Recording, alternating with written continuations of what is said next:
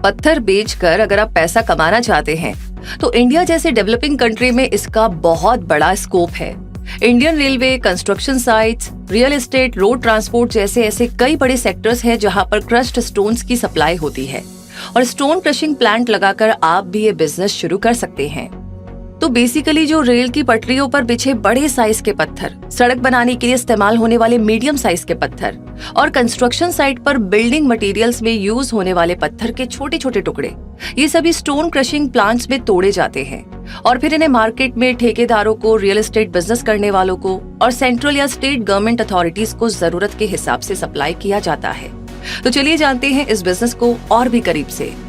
Stone crushing एक ऐसा sector है जिसकी जरूरत पूरी दुनिया में है, क्योंकि इनके बिना कंस्ट्रक्शन का काम, चाहे ब्रिज बनाना हो, सड़क, डैम, नाले, बिल्डिंग्स वगैरह बनाना मुश्किल है। इनके अलावा भी क्रश्ड स्टोन्स की डिमांड सीमेंट फैक्ट्री में बहुत ज्यादा होती है। स्टोन के साथ साथ क्रश्ड पत्थरों से निकले पाउडर को सीमेंट बनाने के काम में लिया जाता है। पिछले 10 सालों से इस इंडस्ट्री की ग्रोथ 7 से 8% की रेट से हो रही है। क्रश्ड स्टोन्स की जरूरत इसीलिए भी ज्यादा है क्योंकि इंडिया को डेवलप्ड कंट्री बनाने के लिए हैवी कंस्ट्रक्शंस करने की जरूरत है। इसके अलावा भी आए दिन यहाँ पर रेल और रोड नेटवर्क भी बढ़ाए जा रहे हैं। कनेक्टिविटी बढ़ाने के लिए ब्रिज बनाए जा रहे हैं। इनके अलावा भी यहाँ पर नेचुरल डिजास्टर आते रहते हैं, जिसके बाद चीजों को दोबारा से पहले जैसा बनाने में भी कंस्ट्रक्शन करना पड़ता है। इसी वजह से स्टोन क्रशिंग का बिजनेस ग्रो करता ही रहा है। अब इस बिजनेस को खड़ा करने के लिए आपको क्या क्या करना पड़ेगा और किन किन चीजों की जरूरत पड़ेगी, क्विक सपोर्ट हमेशा की तरह आपको डिटेल में बताएगा। सबसे पहले बात कर लेते हैं इन्वेस्टमेंट की, क्योंकि ये एक प्लांट है, इसीलिए इसे खड़ा करने में कम से कम 3 से 4 करोड़ रुपए की जरूरत तो पड़ेगी ही, क्योंकि स्टोन क्रश के लिए हैवी इक्विपमेंट और मशीन्स की जरूरत पड़ेगी जो काफी महंगे आते हैं। इसके बाद आपको प्लांट सेटअप करने के लिए काफी बड़ा स्पेस चाहिए होगा। फिर जरूरत पड़ेगी मैन पावर की, क्योंकि रॉ मटेरियल्स को मैनेज करने के लिए, मशीन्स को ऑपरेट करने के लिए, साइट्स की सिक्योरिटी के लिए, साफ सफाई के लिए, ऑफिस मैनेज करने के लिए लोगों को तो काम पे रखना ही पड़ेगा। साथ ही अगर आप रॉ मटेरियल्स को डिलीवर करने के लिए अपना खुद का व्हीकल रखते हैं तो उसमें काफी खर्चा आएगा, क्योंकि ट्रक, डंपर वगैरह 25 से 30 लाख के आते हैं। अगर आपके पास 3 से 4 करोड़ का कैपिटल मौजूद है तो बहुत अच्छी बात है, नहीं तो आप बिजनेस लोन अप्लाई कर सकते हैं। इसके बाद बात जब प्लांट सेट करने की आएगी तो सबसे जरूरी चीज है मशीनरी। एक स्टोन क्रशिंग प्लांट के लिए stone crusher, grizzly feeder, vibrating screen separator, through belt conveyor और मेटल डिटेक्टर की जरूरत पड़ेगी। इनको खरीदने के बाद इन सबको प्लांट तक लाने के लिए और सेटअप करने के लिए आपको कुछ अच्छे मशीन मैन्युफैक्चरर्स और सप्लायर्स ढूंढने पड़ेंगे। वैसे इंडिया की बात करें तो पूरे देश में कुछ ऐसे मेजर मशीन सप्लायर्स हैं जिनसे आप मशीन ऑर्डर कर सकते हैं, जैसे Kamdhenu agro machinery, Wathoda, Nagpur, Maharashtra, future industries private limited जो नारोडा, अहमदाबाद में है, और the global pharma equipment, Vasai, Maharashtra. इनसे आप कांटेक्ट कर सकते हैं। डील करते हुए आप ये भी पता कर ली कि जिनसे आप मशीन खरीद रहे हैं वो लोग ही प्लांट लगा कर दे और इसके लिए कोई चार्ज ना लगे। वैसे ही कंपनी की पॉलिसी पर डिपेंड करेगा। साथ ही साथ कोशिश कीजिएगा कि शिपिंग का खर्चा बचाया जा सके। और अब बारी आती है रॉ मटेरियल्स की। एक स्टोन क्रशिंग प्लांट चलाने के लिए आपको क्वेरी स्टोन्स की जरूरत पड़ेगी। क्वेरी स्टोन्स मतलब खदान के पत्थर। इन्हें ही प्लांट में 35 mm, 20 mm, 12 mm जैसे अलग अलग साइज में तोड़ा जाता है। सभी तरह के कंस्ट्रक्शन साइट्स पर बिल्डिंग मटेरियल्स में इस्तेमाल करने के लिए, रेलवे के लिए और सड़क बनाने के लिए ज्यादातर यही पत्थर यूज होते हैं, क्योंकि इनकी बनावट बहुत मजबूत होती है और इसलिए इनकी लाइफलाइन भी बेहतर होती है। तो आपको रॉ मटेरियल सप्लायर की भी तलाश करनी होगी जो आपको सही रेट पर सप्लाई दे सके और आप माल बेचकर मुनाफा कमा सके।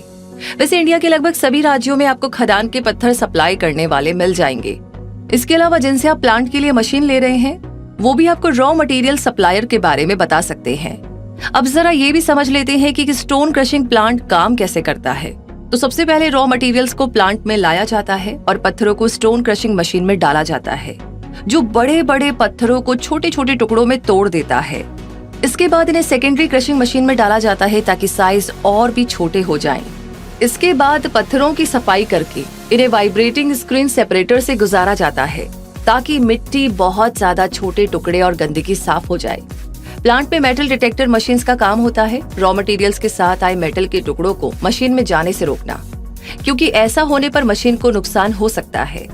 और फाइनली क्रश्ड स्टोन को गाड़ियों में डालकर बायर्स तक, गवर्नमेंट डिपार्टमेंट्स और दूसरी कंस्ट्रक्शन साइट्स पर भेज दिया जाता है। अब जरा इस पे भी नजर डाल लेते हैं कि स्टोन क्रशिंग इंडस्ट्री की मार्केट पोटेंशियल कितनी है।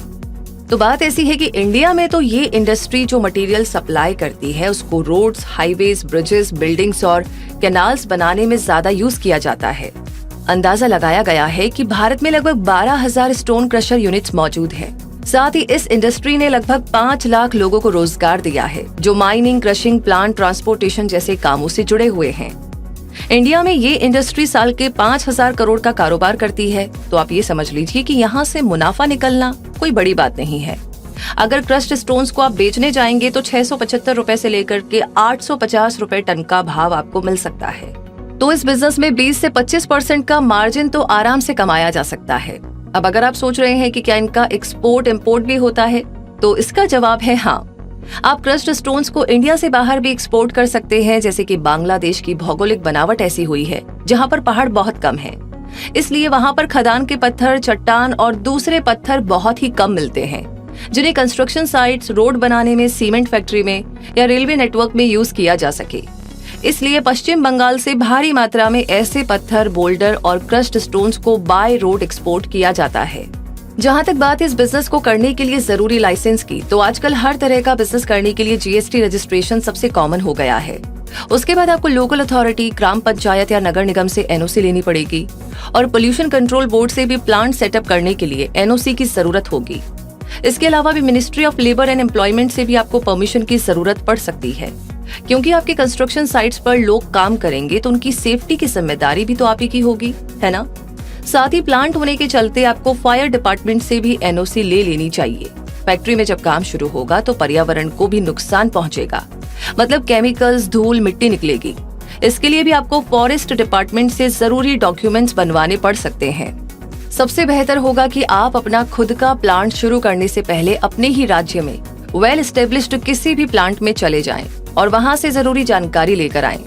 इसके अलावा भी आप इंस्टीट्यूट फॉर इंडस्ट्रियल डेवलपमेंट से कांटेक्ट कर सकते हैं या उनकी वेबसाइट www.iit.org.in पर विजिट कर सकते हैं। IIT government of India, ministry of micro, small and medium enterprises से एसोसिएटेड है। तो इस बिजनेस को शुरू करने के लिए आपको किसी स्पेसिफिक डिग्री की जरूरत तो नहीं पड़ेगी, पर जिनके पास केमिकल इंजीनियरिंग की डिग्री है वो बड़ी आसानी से इस काम को शुरू कर सकते हैं। या फिर कोई बिजनेस ओनर चाहे तो अपने एम्प्लॉइज को बेहतर ट्रेनिंग भी दिलवा सकते हैं। इसके लिए आप MIT college of chemical engineering Pune और अहमदाबाद में LD कॉलेज ऑफ इंजीनियरिंग के डिपार्टमेंट ऑफ केमिकल से भी कांटेक्ट कर सकते हैं। तो हम उम्मीद करते हैं कि बिजनेस सीरीज पर बन रही हमारी वीडियो से आपकी जानकारी काफी बढ़ रही है और इस वीडियो से स्टोन क्रशिंग बिजनेस को खड़ा करने और इसमें आगे बढ़ने की पूरी नॉलेज आपको मिल चुकी होगी। तो अब आप बताइए कि जानकारी, ये वीडियो आपको कैसा लगा, साथ ही आगे किस सेक्टर पर या किस चीज पर आप वीडियो देखना चाहते हैं। और जितने नए लोगों ने आज हमें ज्वाइन किया है उनसे रिक्वेस्ट है कि प्लीज ऑलरेडी अगर आपने वीडियो लाइक कर लिया है तो उसे शेयर करना बिल्कुल ना भूले और आगे भी ऐसी जानकारी आपको समय समय पर मिलती रहे तो सब्सक्राइब करके बेल आइकन को प्रेस कर दीजिए। रूबी मिलेगी और ऐसी जानकारियों के साथ, तब तक के लिए कहूंगी धन्यवाद।